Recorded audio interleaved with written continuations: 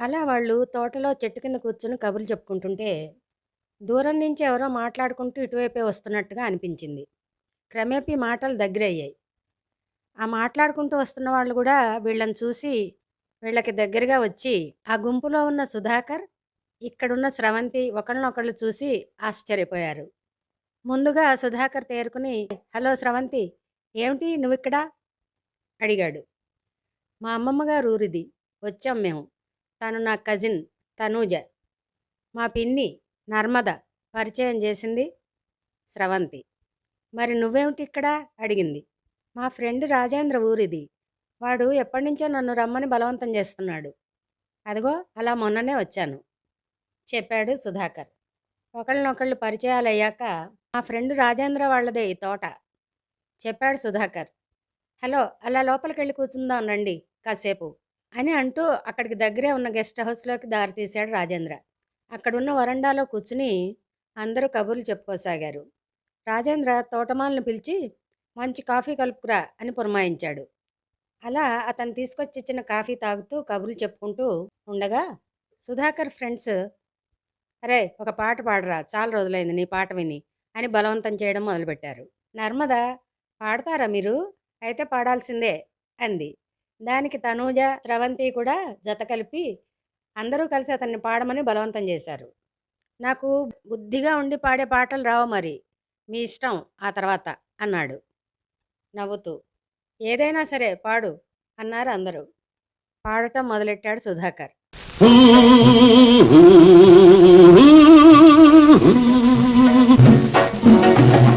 వింటానంటే పాడతా, తాళం వేస్తానంటే పాడతా, కవ్వించే కథ చెబుతా, మీ మనసే కనిపెడతా, వలపు వయసు ఒకటై మెరిసే వన్నెలాడి చిన్నదాని కథ చెబుతా. అనగనగా ఒక రాణి, వింటున్నారా వింటున్నారా, అనగనగా ఒక రాణి, అందాల విరిబోణి, మిసమిసలాడే వయసు, థళథళలాడే సొగసు, పరువం విరిసే తరుణం చూసి స్వయంవరం సాగించారు. ఎవరు? The king. లారలపల్లారలపల్లల్లల్లా, లాలాలలల్లల్లా, లారలపల్లారలపల్లల్లల్లా, లాలాలలల్లల్లా.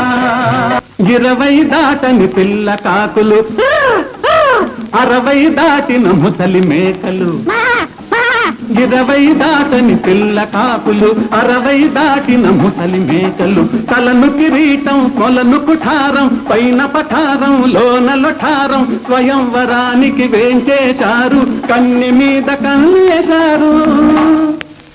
ఎవరు?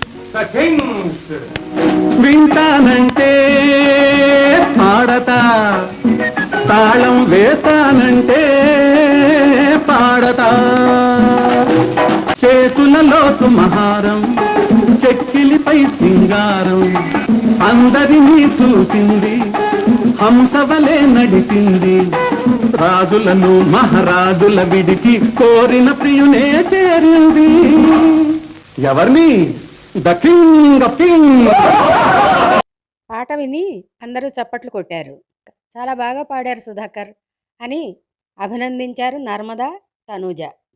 తర్వాత నర్మద సుధాకర్ని వాళ్ళ ఫ్రెండ్స్ని వాళ్ళ ఇంటికి రమ్మని ఆహ్వానించి అడ్రస్ చెప్పి ఎవరి దారిన వాళ్ళు బయలుదేరి ఇళ్లకు వెళ్ళారు. ఆ మర్నాడు ఉదయమే ఫోన్ చేశాడు సుధాకర్ స్రవంతికి. అంతకు ముందు రోజు తోటలో కలిసినప్పుడే ఫోన్ నెంబర్ తీసుకున్నాడు సుధాకర్ స్రవంతిది. "మేము ఇప్పుడు రావచ్చా మీ తాతగారింటికి?" అడిగాడు.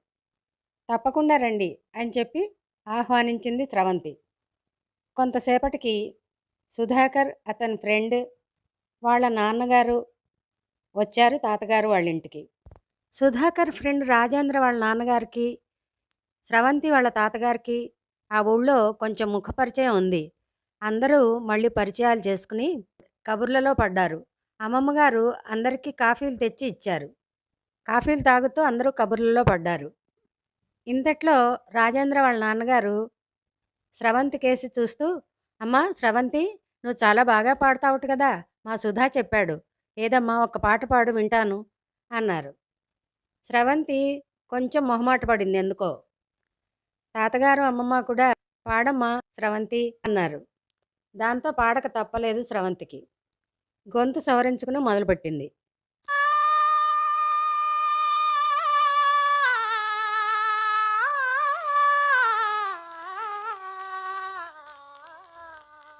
మంచి మనసు తెలిపేదే స్నేహము మంచి మనసు తెలిపేదే స్నేహము మనిషి విలువ నిలిపేదే స్నేహము మనసు కట్టుకున్న మరుమల్లెల వంతెనయే స్నేహము మనిషిలోని మంచికే మారు పేరు స్నేహము మంచి మనసు తెలిపేదే స్నేహము ఆపదలో ఆదుకొని ఆనందము పంచునదే స్నేహము కలిమిలేని అంతరాలు కానబోదు స్నేహము స్నేహమే స్నేహము మంచి మనసు తెలిపేదే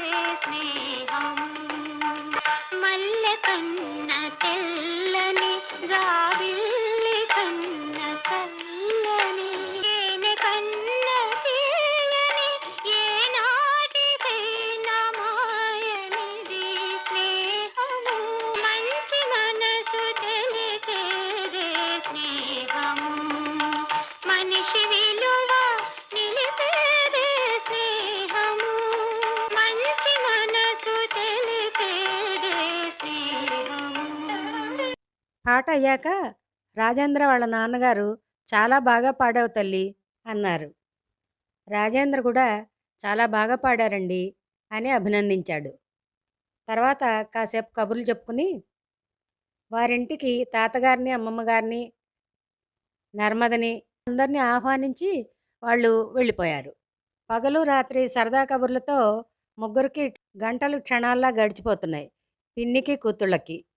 ఇంక ప్రయాణం దగ్గరికొచ్చింది. 2 రోజుల్లో ప్రయాణం. సుధాకర్ ఫోన్ చేసి మీరెప్పుడు బయలుదేరుతున్నారు అడిగాడు. 2 రోజుల్లో బయలుదేరుతున్నాం అని చెప్పింది స్రవంతి. ఓకే, అయితే నాతో రండి, కార్లో డ్రాప్ చేస్తాను అన్నాడు సుధాకర్. మొబైల్ చెయ్యడ్డం పెట్టి పక్కనున్న తనూజతో కార్లో డ్రాప్ చేస్తానంటున్నాడే సుధాకర్, వెడదామా అని అడిగింది. వెళ్దాం, ఏముంది, హైదరాబాదేగా అందరం అంది తనూజ. అలా 2 రోజుల్లో వాళ్ళు బయలుదేరి అందరూ కలిసి హైదరాబాద్ ప్రయాణం అయ్యారు. తాతగారిని, అమ్మమ్మని, పిన్ని నర్మదని విడవలేక విడుస్తూ కారెక్కారు. కారు హైదరాబాద్ వైపుగా కదిలింది.